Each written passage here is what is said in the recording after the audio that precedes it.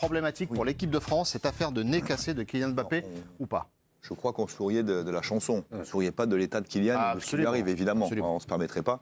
Mais oui, évidemment, l'euro des Bleus pourrait... Alors, il faut toujours mettre au conditionnel parce que les infos vont à une vitesse contradictoire, parfois hallucinante. Voilà. C'est pour ça qu'on prend le temps d'avoir la connexion. L'euro des Bleus, ça veut rien dire, mais des Bleus, oui, pourrait changer.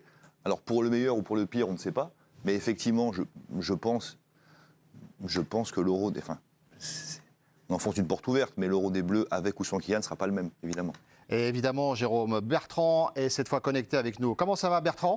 Remis de cette folle soirée, de cette folle nuit même, avec, ça tient un peu de choses, hein, un nez cassé, et c'est toute l'atmosphère de l'Euro qui change complètement. Vous allez pouvoir nous donner à la fois les dernières infos et témoigner de cette soirée qui était complètement folle hier autour de l'équipe de France.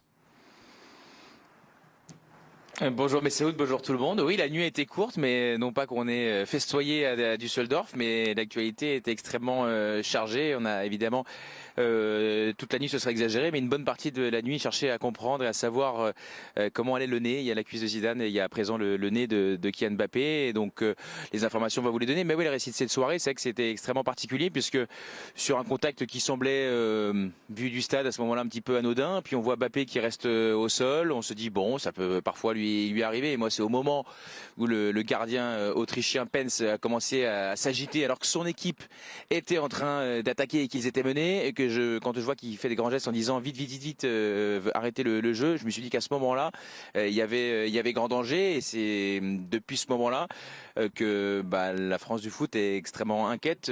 Forcément, il est allé passer des examens à l'hôpital, les examens radiologiques assez rapidement. D'ailleurs, on avait pu diffuser l'image dans l'équipe du soir hier, et à la suite de ça, on a eu la confirmation qu'il n'y avait pas eu d'opération pour Kylian Mbappé, qu'ensuite, plus tard dans la nuit, le nouvel attaquant du Real Madrid a pu regagner le camp de base de l'équipe de France situé juste à côté de Paderborn. Et pour ce qui est de l'info, de la suite de l'Euro pour Kylian Mbappé, il y a différents sons de cloche qui existent pour le moment. Du côté des joueurs, l'optimisme règne, et on considère que le joueur décidera en fonction de ses sensations, de comment il a dormi, de comment ça évolue, de la douleur, s'il est en capacité de pouvoir jouer très rapidement, et donc peut-être dès le prochain match. Et notre versant, notamment du côté du staff, où on indique qu'il ne pourra pas rejouer avant 15 jours. Donc voilà, ma réponse, elle n'est pas définitive, elle est peut-être pas aussi satisfaisante que vous le voudriez, mais bon, pour éviter de faire des allées et venues sur ce qu'on dit, c'est pour le moment les informations dont on dispose à la chaîne d'équipe. Ouais, c'est important ce que vous nous dites, Bertrand. Ça veut dire qu'on n'est absolument pas fixé aujourd'hui de manière très claire sur la suite des événements. Pourquoi un tel delta, Bertrand? Alors peut-être que... Je ne sais pas si vous pouvez répondre d'ailleurs, parce que c'est ce qui nous surprend. Pourquoi un tel delta entre d'un côté un optimisme et de l'autre côté 15 jours? Ce n'est pas tout à fait la même chose. Hein. Non, c'est pas du tout la même chose. Et c'est avec cette question-là que je me suis endormi, Messeoud, tardivement. J'ai pas de réponse, donc je sais pas. Je sais pas, j'essaie de comprendre. On aura des spécialistes avec nous dans quelques instants pour nous éclairer et mieux comprendre ce que vous êtes en train de nous expliquer. C'est vrai que c'est ce qui nous fait un petit peu peur avec ce que vient de nous dire Bertrand, c'est ce delta, Pierre. Bon, Bertrand nous l'a dit, on va marcher sur des œufs, on va être prudent, on va rien affirmer, en tout cas tant que les informations qui nous viennent d'Allemagne ne sont pas fiables, ou en tout cas certaines. Mais si on décortique un petit peu, j'essaie de me projeter un petit peu, il y a le son de cloche des joueurs qui ont dû certainement parler avec Kylian Mbappé, mais qui, malheureusement, et c'est ça qui m'inquiète un peu, n'ont pas les données médicales. Et il y a le son de cloche du staff, nous dit Bertrand. Et le staff, malheureusement, a les données médicales, a dû parler avec le staff, ont les résultats des examens qu'a passé Kylian Mbappé. Donc moi, je suis quand même plutôt inquiet.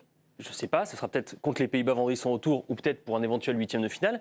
Mais si le staff pense que Kylian Mbappé ne reviendra pas avant 15 jours, j'ai plutôt comme ça tendance, en mettant des bémols, des euphémismes, à aller du côté du staff de l'équipe de France qui a l'avis du staff médical. C'est assez inquiétant, je trouve. Le président de la Fédération française de football, Philippe Diallo, était en conférence de presse. Ce n'était pas prévu. Voici ce qu'il a déclaré au sujet de Kylian Mbappé il y a quelques minutes seulement. Moi, je pense que, en fait, je ne suis pas médecin, donc je ne vais pas m'avancer de trop, mais je pense qu'il y a eu effectivement un certain nombre d'examens qui ont été faits sur place pour voir effectivement l'état du nez de Kylian Mbappé, qu'ils en ont tiré un certain nombre de conclusions assez rapides et qu'ils ont essayé de faire en sorte de limiter les conséquences de la fracture qu'il pouvait avoir, pour en limiter les conséquences pour lui et sa participation au tournoi. Donc ça s'est passé dès hier soir. Comme je l'ai dit, il n'y a pas d'intervention chirurgicale qui est prévue à court terme. Et nous attendons les dernières évolutions là, qui vont avoir lieu dans la journée pour voir exactement les conditions de participation de Kylian dans le reste du tournoi. La conférence de presse de Philippe Diallo, d'ailleurs Bertrand, qui n'était pas prévue. Aujourd'hui, c'était aux alentours de midi. Et finalement, il nous dit à peu près ce que vous nous avez dit il y a quelques instants. Il n'en sait pas beaucoup plus.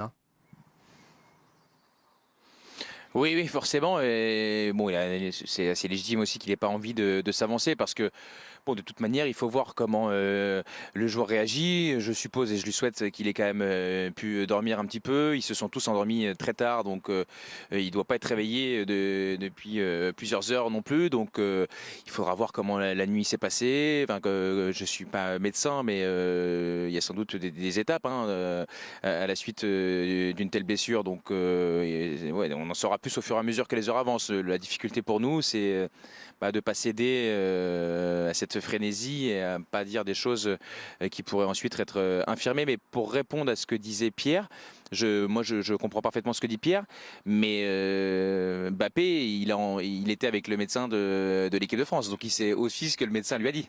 C'est ça toute la difficulté, c'est que normalement tout le monde est au même niveau d'information. Mais il y a les envies aussi. Jérôme ? Non, évidemment, Bertrand a raison, mais il y a aussi l'envie du joueur. Et là, on est absolument tous certains que viscéralement, il a évidemment envie de jouer.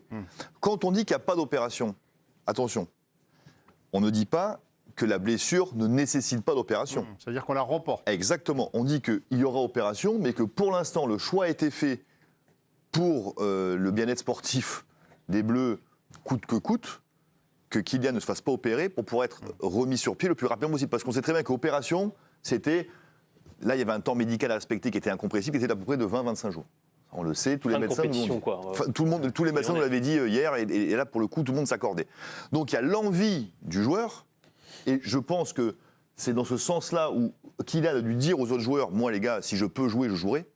C'est certainement le message que Kylian Mbappé fait passer à ses joueurs. Il est capitaine, c'est le leader de cette équipe, donc il y a aussi un message d'espoir et de « je serai là avec vous ». Et il y a le message médical, qui sont deux choses complètement différentes. Il y a l'envie du joueur et ce qu'on pourra faire médicalement. Et on verra qu'il y a des cas, évidemment, dans quelques instants, Romain, avec vous, de joueurs qui ont déjà eu le nez cassé, qui ont pu reprendre la compétition assez rapidement. On sera en ligne avec un médecin du sport, avec un chirurgien, médecin esthétique d'ailleurs, qui sait ce que c'est que de réparer des nez cassés, voire même de les transformer. Je prendrai son numéro après aussi. Je vous le donnerai. C'est la star de la discipline, entre guillemets, donc vous serez bien traité. C'est le Kylian Mbappé des chirurgiens, médecin esthétique. Bertrand, on aime bien connaître les coulisses. Aujourd'hui, le programme des Bleus a été transformé avec le président de la Fédé qui est donc intervenu en conférence de presse et les autres points presse ont été annulés. Est-ce que c'est pour protéger les Bleus, pour éviter qu'ils ne tournent en boucle sur cette question ? Oui, on peut le supposer. Hier, il y a eu des numéros d'équilibristes de tous les joueurs qui sont venus à notre micro en zone mixte, que ce soit Adrien Rabiot, que ce soit William Saliba, Jules Koundé, Olivier Giroud aussi est venu en toute fin de soirée. Ils ont eu bon rôle de dire on ne sait pas, on ne l'a pas vu, il est parti, etc. Donc voilà, il y a un moment donné, il faudra se mouiller puisque là, chacun est au courant de la blessure, des conséquences, etc. Donc c'était peut-être un jour à ne pas parler pour les joueurs ou le staff de l'équipe de France. C'est Philippe Diallo qui l'a fait dans un numéro d'équilibriste de haute volée, puisque au-delà de la question Mbappé, qui était sans doute peut-être la plus facile de la conférence de presse, pour le reste, il a dû répondre sur les prises de possession des joueurs, et notamment de Marcus Thuram et de Kylian Mbappé sur les prises de parole par rapport à la situation politique en France, tout en les soutenant, mais en indiquant aussi que la Fédé Galtier était tenu à un principe de neutralité, mais en disant que l'équipe de France devait rassembler. C'était pas simple.